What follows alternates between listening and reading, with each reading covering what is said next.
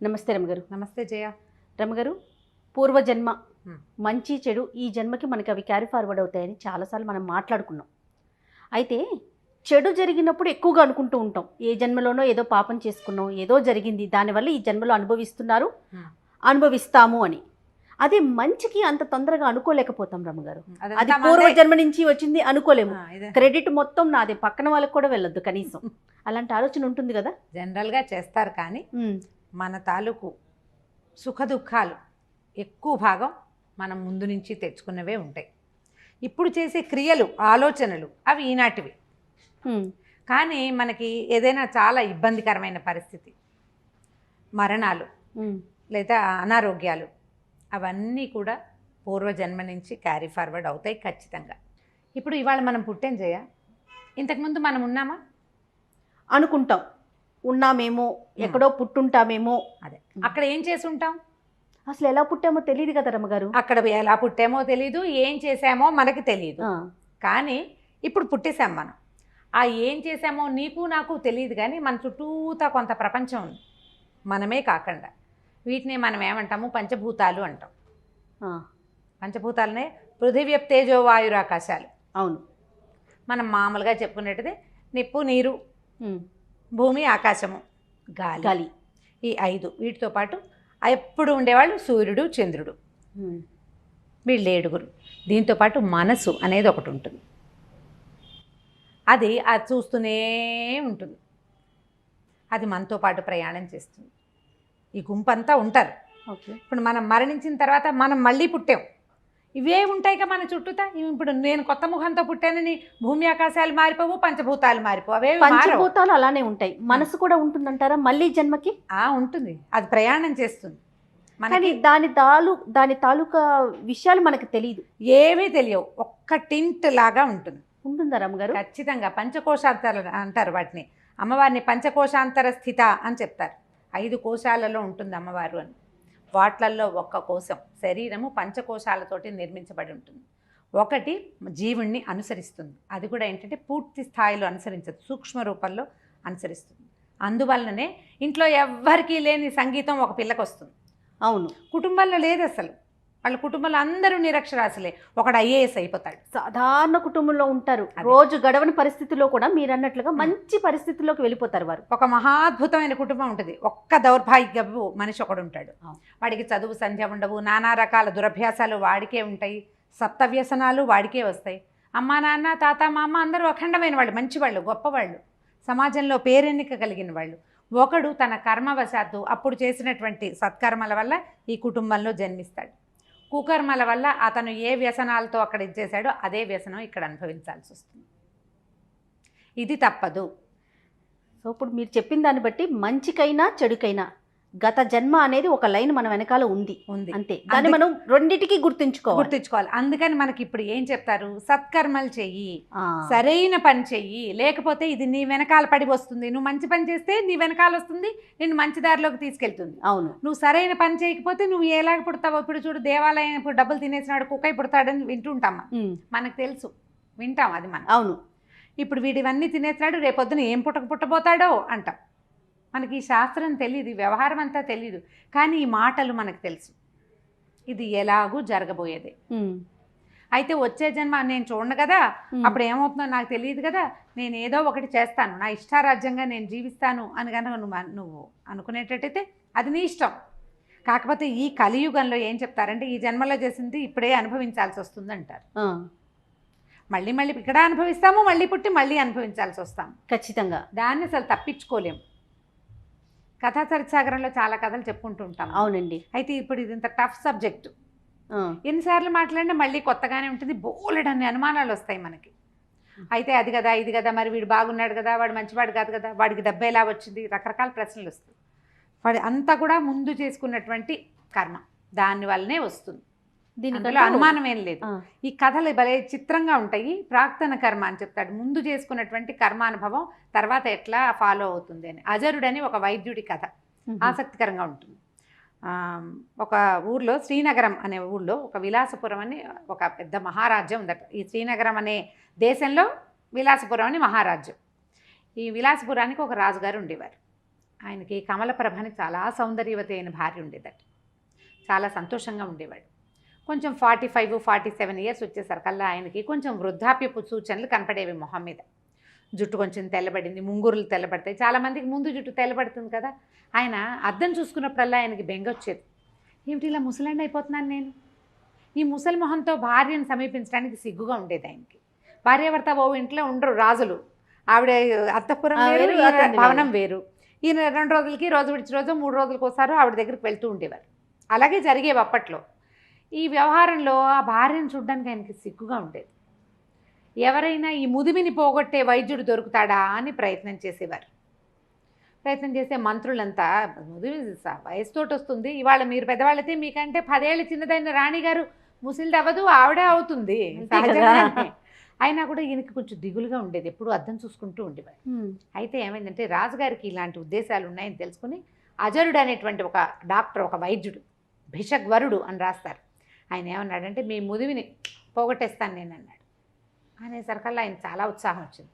ఏం చేయమంటావు చెప్పు, ఏం కావాలి, దీనికి పులిపాలు కావాలా, సింహం పాలు కావాలా, ఏనుగు దంతం కావాలా అన్నీ అడిగాడు. ఆయన అన్నాడు ఏం అక్కర్లేదు, మీరు ఒక 6 నెలలు భూగృహంలో ఉండాలి ఏకాంతంగా, నేను ఒక్కడే చూస్తాను మిమ్మల్ని, నేనే మీకు వైద్యం చేస్తానన్నాడు. అవన్నీ ఎక్కడ కుదురుతాయి అలా రాజు ఒప్పుకున్నాడు, ఎగిరి గంతేసి ఒప్పుకున్నాడు. మంత్రులంతా అన్నారు ఎందుకు వచ్చిందండి, అది చాలా కష్టము, పైగా ఈ 6 నెలలు ఏకాంతంగా ఉంటే వాడు ఏం చేస్తాడో మాకు నమ్మకం లేదంటే. ఆయన ఒప్పుకోలే. భార్యకి చెప్పాడు, సైన్యాధిపతులకి, వారికి వీరికి అందరికీ చెప్పాడు, నేను యవ్వనవంతుడినై తిరిగి వస్తాను, 6 నెలల పాటు రాజ్యాన్ని బాగా చూడండి అన్నాడు. ఈ అజరుడు ఏం చేశాడు, ఈయనకి ఒక పెద్ద పాతాళ గృహం నిర్మింపజేశాడు, తన దగ్గరే ఉన్నాడు. ఈ పెద్ద రాజభవనం కింద అడుగున సెల్లార్ లాంటిది లోపలికి నిర్మించి రాజుగారు ఒక్కడే ఉంటాడు. ఒక్క సేవకుడితోటి మంచి ఈయన వస్తాడనమాట, రాజవైద్యుడు ఒక సేవకుడు తీసుకుని రోజు వచ్చి ఆయనకి ఏవో మందులు రాసి మొహానికి పూసి ఫేస్ ప్యాక్లు అవి వేసి చేస్తాడు. ఆయన ఒక్కడే వస్తున్నాడు. 2 నెలలు గడిచినాయి. రాజుగారు అద్దం చూసుకుని ఇంకా ముసలి మొహం పడి, ఇప్పుడు ఏమైంది ఆయనకి, ఏకాంతము, ఒంటరిగా ఉండటము, రాజ్యం ఏమైపోతుందో అని దిగులు, తొందరగా యంగ్నెస్ వస్తుందో రాదో అన్న బెంగ, వీటితో పాటు రోజు రోజుకి పెరిగే వయసు ఒక పెరుగుతుందిగా, 2 నెలలు పెరిగితే 2 నెలలు పెరిగినట్టే. ఈయన ఇంకా తగ్గట్లేదు, ఇంకా ఇదైపోతున్నాను అదైపోతున్నాను అంటే, ఏమీ లేదు త్వరలో వస్తుంది, అలా వస్తుంది, ఇలా వస్తుంది అని చెప్పేవాడు. ఈ 2 నెలల్లో ఈ అజరుడు ఏం చేశాడంటే, రాజుగారంతా ఎత్తు పొడుగు ఉండి కాస్త అటు ఇటుగా మొహకవళికలు రాజుగారిలాగా ఉన్నవాడి కోసం వేటాడాడు రాజ్యం అంతా. 3 నెలలు తిరిగేసరికి ఒకడు దొరికాడు. రాజంతే ఎత్తు పొడుగు, అంతే మనిషి, అంతే లావు, తర్వాత మొహం అది దాదాపుగా అలాగే ఉంది షేపు. రాజుకి 48-49 సంవత్సరాలు వచ్చినాయి, వీడు ఒక 25 ఏళ్ళవాడు, బిగువుగా ఉంటుంది స్కిన్ అది కదా. సరే ఏం చేశాడు, 3 నెలలు తిరగగానే రాజుగారిని సంహరించి సముద్రంలోకి తోసేశాడు. ఆ ప్లేస్లోకి తను ఏ కుర్రవాడిని అయితే రాజు లాగా ఉన్నవాడిని పట్టుకున్నాడో వాడిని ప్రవేశపెట్టాడు. వాడికి ఏం చెప్పాడంటే, నువ్వు రాజు అవుతావు, హాయిగా మహారాణి కమలప్రభతోటి జీవితాన్ని గడుపుతావు, ఈ రాజ్యమంతా నీది, నేను చెప్పినట్టు చెయ్యి చాలు అని చెప్పి అతన్ని లోపల ఉంచి రోజు ఒక మంత్రిని, ఒక సైన్యాధిపతిని, ఒక్కొక్కరిని, రాజుగారిలో మార్పు వచ్చింది, ఆయన కుర్రవాడిగా తయారయ్యాడు రండి అని తీసుకొచ్చేవాడు. మెల్లిగా ఈ మంత్రులు వాళ్ళ ఆనుపానులు, వాళ్ళ వ్యవహారాలు, మధ్యలో మహారాణి కమలప్రభ ఆవిడ తాలూకు చెలికత్తెలు ఒక్కొక్కళ్ళు అలవాటయ్యారు. రాజుగారిని ముట్టుకోకూడదు, బాగా వెళ్తురున్న చోట కూర్చోబెడితే ఆయనకి మొహం పాడవుతుంది, అలాంటివి చెప్పి వాళ్ళు డైరెక్ట్గా ఆయన్ని చూడనివ్వకుండా చేసాడు. 3 నెలలు గడిచేసరికల్లా ఈ జనం అందరికీ ఈ కొత్త రాజుగారు యంగ్గా అయిపోయిన, ఇప్పుడు మనమే ఒక 15 సంవత్సరాల తర్వాత, ఇప్పుడు ఉన్న మొహం 15 ఏళ్ల తర్వాత నా మొహాన్ని నేను చూసుకుంటే మనం గుర్తుపట్టలేము. అవును, గుర్తుపట్టలేకపోతాం. ఎందుకంటే చెంపలు అవి టైట్గా ఉంటాయి. 20 ఏళ్ళు 25 ఏళ్ల వయసు వేరు, 50 వచ్చేసరికల్లా డిఫరెన్స్ వచ్చేస్తుంది. ఆ ఫోటో ఈ ఫోటో దగ్గర పెట్టుకుంటే పోలిక ఒకలా ఉంటుంది, కానీ షేప్స్ మారిపోతాయి. ఎవరో అట్లా అలాగే ఉండేవాళ్ళు. ఎవరో అమృతం తాగిన వాళ్ళు ఎవరుంటారు, ఎంతో కొంత మార్పులు వచ్చేస్తాయి కదా. హెయిర్ లైన్ దగ్గర నుంచి మారిపోతుంది, జుట్టు ఊడిపోతుంది, పెరిగిపోతుంది, పక్కెళ్ళిపోతుంది, పాపిడి పెద్దదైపోతుంది, చాలా. రమ్మగారు మనకి కిందటి సంవత్సరం చేసిన వీడియోలు ఇప్పుడు ఒకసారి చూడండి, ఎంత మార్పు కనిపించేస్తుందో. సహజం కదా, సహజం కదా అది. అంతే. సరే ఏమైంది, 6 నెలలు తిరిగిపోయినాయి, కొత్త రాజుగారిని ప్రవేశపెట్టాడు. ఈయన ఈ లోపల రాజుగారి లాగా నడవటం, నుంచోటం, మాట్లాడటం అన్నీ నేర్చుకున్నాడు అబ్బాయి. మంచి చురుకైన వాడు. తర్వాత చక్కగా రాజ్యాన్ని ఏలటం మొదలుపెట్టాడు. రాణి కమలప్రభతోటి హాయిగా ఉన్నాడు. ఆవిడ గుర్తుపట్ల తెలుసుకోలేకపోయింది. ఆయన 25 ఏళ్ల వయసులో ఆయన ఎలా ఉన్నాడో ఆయన ఉత్సాహవంతుడిగా ఉండటం తెలుసు. 25 ఏళ్ల కుర్రాడికి న్యాచురల్లీ ఉంటుంది. ప్రత్యేకమైనవి ఏమీ లేవు, పాత అలవాట్లన్నీ మార్చుకున్నానని ముందే చెప్పుకున్నాడు. దాంతో అన్నీ మారిపోయినాయి. కొన్ని తినచ్చు, కొన్ని తినకూడనివి. రాజుగారికి స్వీట్ అంటే ఇష్టం, స్వీట్లు తినకూడదన్నాడు ఈయన. అబ్బాయి తిండు, ఇతను కారమే తింటాడు, స్వీట్లు తినకూడదు కాబట్టి అవి మానేశాడు. అట్లా అడ్జస్ట్ చేసేసుకున్నారు. రోజులు గడిచినాయి. ఇతను ఏం చేశాడు, తన పాత స్నేహితులు ఇద్దరిని పిలుచుకొచ్చాడు. ఆ ఇద్దరు స్నేహితులకి చక్కగా 2 గ్రామాలు 4-5 గ్రామాలు అవి ఇచ్చి వాళ్ళని కూడా తనతో సమానంగా చేసి వాళ్ళని తన పక్కన పెట్టుకున్నాడు. ఈ అజరుణ్ణి మాత్రం వీడు మోసగాడు. చూడండి, రాజుని చంపి తనని ప్రవేశపెట్టాడు. ఆయనతో క్లోజ్గా ఉండేవాడు కాదు, కొంచెం పక్కకు పెట్టేవాడు. తెలివిగలవాడు. సరే, కొద్ది రోజులు గడిచేసరికల్లా అజరుడి కొళ్ళు మండిపోయింది. వీడేమిటి, నేను నిలబెట్టిన బొమ్మ వీడు వేషాలు వేస్తున్నాడని ఒకరోజు నిలదీశాడు. ఏంటి నువ్వు వేషాలు వేస్తున్నావు అన్నాడు. అనేసరికల్లా ఈయనేమన్నాడు, నువ్వు ఇచ్చిన జీవితమే ఇది, నిజం అయినంత మాత్రాన ఏది ఇప్పుడు నువ్వు బయట పెట్టవు. నిన్ను నాతో ఉంచుకొని నిన్ను బతికి ఉండనిచ్చాను, నువ్వు సంతోషించు, దానికి నీకు అవసరమైంది ఇస్తాను, అంతేగాని నా రాజుకి నీ చేతిలో కీలుబొమ్మగా చేసుకోవాలని చూడకు.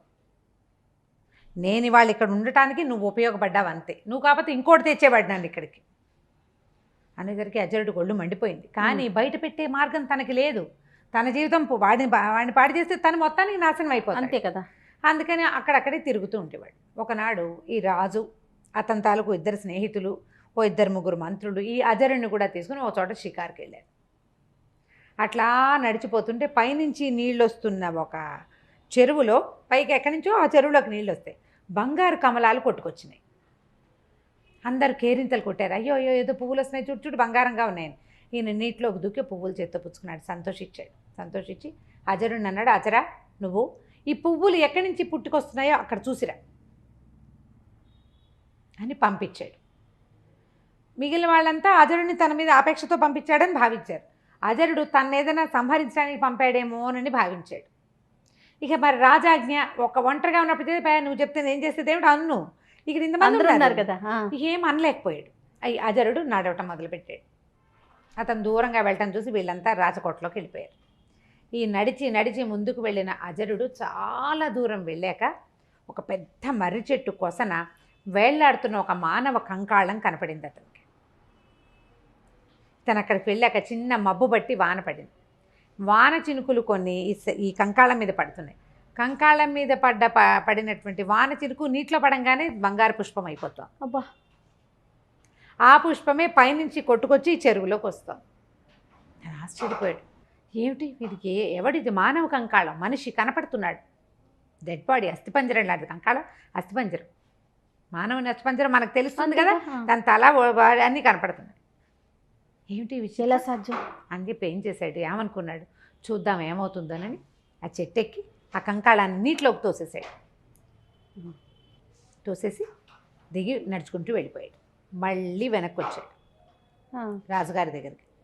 ఆయన అడిగాడు, రాజు అజరా కంకాళం కనపడిందా? కనపడింది అన్నాడు.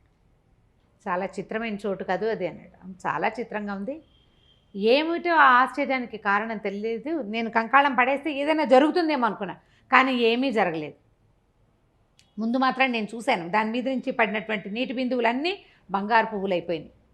అవి కొట్టుకొస్తున్నాయి, ఎటు పడితే అటు కొట్టుకెళ్ళిపోతే ఒకటి మన ఊళ్ళోకి వస్తుంది అనేసరికల్ ఇతను చెప్పాడు, ఆ కంకాళం నాదే, నా పూర్వ జన్మ అది. రాజభోగాలు ఆశించి విపరీతంగా తపస్సు చేశాను. మరణించిన తర్వాత నాకు ఈ రాజుగా ఈ రకంగా ఇలాంటి అవకాశం ఇచ్చింది విధి. నీటిలోకి తోసి మంచి పని చేసావు. నా పూర్వజన్మలో స్నేహితులే నేను తీసుకొచ్చిన నా సన్నిహితులు 2. నేను అప్పుడు చేసినటువంటి తపస్సు యొక్క ఫలితము ఇప్పుడు రాజుగా ఈ రకంగా అనుభవించేందుకు నాకు అవకాశం లభించింది. ఎవరైనా సరే వ్యక్తుల సహాయం, నేను సహాయం చేస్తేనే వీడు పెద్దవాడయ్యాడు అని చెప్పుకోకూడదు. మనం ఒక కారణం అవుతాం. వాడు ఉచ్చ స్థితిలోకి వెళ్ళాలని వాడు ఇక్కడ రాసుకుని వస్తాడు. దానికి సరిపడా క్రియ ముందు జన్మలో చేసి వస్తాడు. దీనికి వ్యాజం కారణం మనం అవుతాం. నువ్వు ఆ కారణాన్ని అయ్యావు అజరా, అంతకంటే ఏదీ లేదు. అక్కడ కంకాళం ఉందని, దాన్ని స్పృశించే బంగారు కమలాలు వస్తాయని నాకు తెలుసు. నేను చేసిన తపస్సు యొక్క ఫలితం అది అని చెప్పాడు. ఆ తర్వాత అజరుడు ఇంకా రాజుని గురించి మాట్లాడటం మానేశాడు. ఇతనికి ఏం దొరికింది? తనని నమ్మిన మహారాజుని సంహరించి ఒక కొత్త వాడికి రాజు అయ్యేందుకు అవకాశం ఇచ్చే ఇది వీడి విధిది. ఆ తర్వాత అంతకుముందు మామూలు వైద్యుడు, ఇప్పుడు రాజవైద్యుడు బాగా సంపాదించుకుని హాయిగా ఉంటున్నాడు. వీడి సంపాదన ఇలా పెట్టాడు దేవుడు. దేవుడు అంటే విధి. ఇవన్నీ కూడా మనం ముందు చేసుకుని వస్తాం. అందుకు ఇప్పుడు సరి అయిన క్రియ చేయి. ఈ జీవితంలో మనకి ఏం చెప్పబడిందో, మనం ఏ ధర్మాన్ని అనుసరించాలని మన పూర్వులు పెద్దవాళ్ళు, మన ధర్మం ఏది మనకి బోధించిందో అది చెయ్యి. ధర్మేతర కార్యాన్ని చేయొద్దు. ధర్మానికి అమెండ్మెంట్స్ చాలా ఉంటాయి. ఆ అమెండ్మెంట్ తెలుసుకో. నువ్వు ఇది చేయలేకపోతే దానికి తగింది చెయ్యి. అబద్ధం చెప్పద్దు. నువ్వు అబద్ధమే చెప్పాల్సి వస్తుంది. అప్పుడు మౌనంగా ఉండు. అదేదో పూజ చేయాలి, రోజు నిత్యము ఆరాధన చేయాలి. నువ్వు చేయలేవు. పొద్దున్న లేచి సూర్యుడికి దండం పెట్టు ప్రతిరోజు. చిన్న మార్పులు చేసుకోమంటున్నారు, అంతేనండి? అంతే. ధర్మాచరణ ముఖ్యము. నువ్వు సరి అయిన క్రియ చేస్తే నీ తర్వాత జీవితం కూడా సరి అయినదిగా పరిణమించేందుకు అవకాశం ఉంది. నేను కథ చెప్పాను, కానీ మనకి వేమన పద్యాలతో సహా ప్రతిదీ ఇదే చెప్తుంది. అంతే.